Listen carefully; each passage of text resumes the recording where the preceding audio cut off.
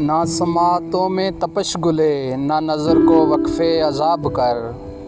जो सुनाई दे उसे चुप सिखा, जो दिखाई दे उसे ख्वाब कर।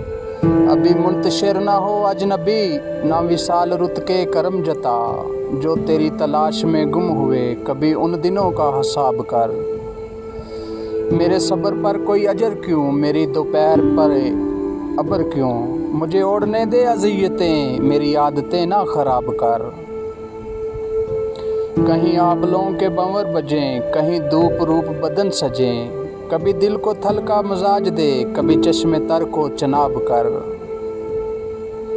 ये हजूम में शहर सितम गराना सुनेगा तेरी सदा कभी। मेरी हसरतों को सुखन सुना, मेरी ख्वाहिशों से खिताब कर।